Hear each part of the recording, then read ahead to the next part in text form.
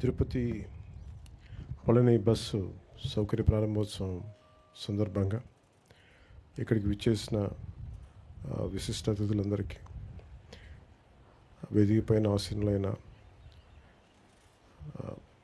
రవాణా యోజన క్రీడా శాఖ మార్చులు శ్రీ మండిపల్లి రామప్రసాద్ రెడ్డి గారికి, ప్రత్యేక అతిథులు civil supplies minister Shri Nadendla Manohar గారికి, ఎమ్మెల్సీ పిడి హరిప్రసాద్ గారికి, ఎమ్మెల్యే ఆర్ఎన్ శ్రీనివాసులు గారికి, చల్లపల్లి శ్రీనివాస్ గారికి, కొనకళ్ళ నారాయణరావు గారికి, ఆంధ్రప్రదేశ్ రాష్ట్ర రోడ్డు రవాణా సంస్థ చైర్మన్, అలాగే former DGP, present commissioner APTTC ex officio VCMD Shri Dwaraka తిరుమలరావు గారికి, ఇక్కడికి వచ్చేసిన ప్రతి ఒక్కరికి నా ప్రత్యేక నమస్కారాలు.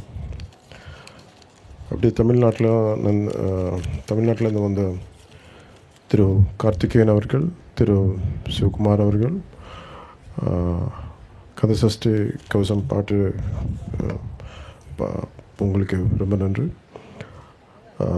பழனியிலேருந்து வந்த பாலாஜி அவர்கள், ஸ்ரீ பாலாஜி, திரு பாலாஜி அவர்கள், திரு சுப்பிரமணியம் அவர்கள், Tamil Nadu state Kandan charitable trust representative and heads of Palani town citizen forum, உங்களுக்கு எல்லாருக்கும், தமிழ்நாட்டு மக்களுக்கு எல்லாருக்கும் வணக்கம்.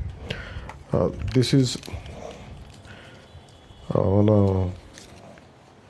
பழனி మనం ஆறுப்படை வீதின்னு சொல்லுவாங்களே சார், அது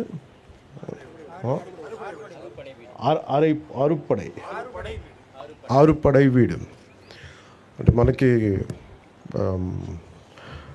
మనకున్న క్షేత్రాలాగా నరసింహాచలం, మన నరసింహస్వామి క్షేత్రాలాగా ఆరుపడై వీడు అనేది మన 6 కుమరన్, మన మురుగన్ స్వామి మురుగన్ ఆలయాలు ఉన్నాయి.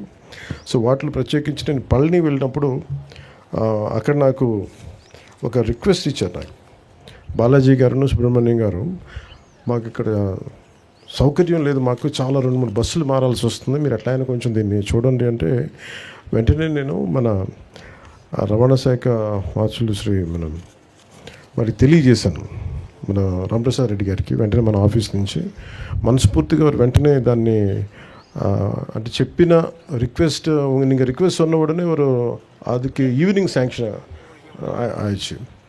அதுக்கு like to, I'm grateful to Honorable CM Sri Nara Chandrababu Naidu garu for giving an immediate permission. Also to Mandipalli Ramprasad Reddy garu for immediately giving a permission to let it get it operated. అలాగే కొనకళ్ళ నారాయణరావు గారికి కూడా నా ప్రత్యేక ధన్యవాదాలు. ద్వారకా తిరుమలరావు గారికి కూడా నా ప్రత్యేక ధన్యవాదాలు తెలియజేసుకున్నాను. ఎందుకంటే ఇది చాలాసార్లు, అంటే నేను ఈ ట్రైబల్ ఏరియాస్కి వెళ్ళినప్పుడు రోడ్లు ఎలా ఉండవు, చాలా సమస్యల మీద, జనవాణి సమస్యల మీద, కార్యక్రమాల మీద, అంటే ఎవరైనా ఏం కోరుకుంటామంటే ఒక సమస్య చెప్పిన వెంటనే పరిష్కారం తొందరగా వస్తే మనం ఆశిస్తాం. ఒకసారి మనసున్నా కానీ అన్నిసార్లు జరగదు. కానీ ప్రత్యేకించి ఇది మురుగున్న ఆశీస్సులు అనుకుంటాం. చెప్పిన వెంటనే ఆయన కోరిక, ఆయన భక్తుల కోరిక ఎంత తీవ్రమైంది, ఎంత బలీయమైందంటే చెప్పిన అరగంటకల్లా పని అయిపోయింది. అంటే అది మురుగన్ తాలూకు శక్తి అది. సో దీనివల్ల ఉపయోగించుకునేది ప్రత్యేకించి మన తిరుపతి నుంచి కానీ, మన ఆంధ్ర నుంచి అటు తిరుత్తని పళని వెళ్ళాలనుకున్నా, అలాగే తిరుత్తని పళని నుంచి తిరుపతి రావాలనుకున్నా ఈ బస్ సౌకర్యం చాలా వెసులుబాటు చాలా బాగుంటుంది. ఈ రూట్ లెంత్ 505 కిలోమీటర్లు. సో కొత్త 2 లగ్జరీ బస్సులని ఏర్పాటు చేయడం జరిగింది. ఇది తిరుపతి 8 గంటలకి రాత్రి వెళ్తే పొద్దున 7 o'clockకి పళని, అలాగే పళనిలో రాత్రి 8 గంటలకి స్టార్ట్ అయితే తిరుపతిలో 8 గంటలకు వస్తుంది. ఇది ప్రత్యేకించి భక్తులకి చాలా సౌకర్యంగా ఉంటుంది. పళని భక్తులు చాలా సంవత్సరాల నుంచి நிறைய வருஷமாக கேட்டுகிட்டே இருக்காங்க. ఇది మన తమిళనాడు సోదరులకి అర్థం అవడానికి తమిళ్లో చెప్తా ఉన్నాను. పళనిலேருந்து நிறைய సంవత్సరமாக கேட்டுகிட்டே இருக்காங்க. இது திருப்பதி பழனி பஸ் தேவைப்பட்டது, எப்படியாவது பண்ணுங்கன்னு. அதுக்கு உடனே சாங்ஷன் பண்ணியிருக்காங்க ஆனரபிள் சிஎம் ஸ்ரீ நாரா చంద్రబాబు నాయుడు సార్, அவருக்கு நான் நன்றி சொல்கிறேன். అలాగే దండాయుధపాణి స్వామి ఆలయంలో ఆధ్యాత్మిక కేంద్రంగా ఉన్న పవిత్ర ప్రాంతం అది. ఈ ఆలయం తమిళనాడులో అత్యంత ప్రముఖంగా లక్షలాది మంది భక్తులు వస్తారు. కందస్వామిగా భక్తులందరూ ప్రేమతో పిలిచే మురుగన్ స్వామి కృపకి అంకితమైన ఈ ప్రాంతం భారతదేశంలోని అత్యంత ప్రాచీనమైన పుణ్యక్షేత్రాల్లో ఒకటి పేరుగాంచింది. అదేవిధంగా తిరుపతికి తిరుమలకి ఎంతోమంది భక్తులు అత్యంత ప్రియమైన క్షేత్రం వెంకటేశ్వర స్వామి ఆలయం కలియుగ వైకుంఠంగా భావించబడుతుంది. ప్రతిరోజు లక్షలాది మంది భక్తులు ఈ పవిత్ర స్థలాన్ని దర్శించడానికి దేశం నలుమూల నుంచి వచ్చి స్వామివారి ఆశీస్సులను పొందుతూ ఉంటారు. కానీ ఇప్పటివరకు పల్లె నుండి తిరుపతికి నేరుగా వెళ్ళాలంటే భక్తులు వివిధ ప్రాంతాల్లో బస్సులు మార్చుకుంటూ చాలా ఇబ్బందులు పడుతూ ఎన్నో కష్టాలను ఎదుర్కోవాల్సి ఉండేది. వృద్ధులు, మహిళలు, చిన్నపిల్లలు వేసుకొని ఇలాంటి ప్రయాణాలు చాలా తీవ్రమైన ఇబ్బంది గురవుతారు.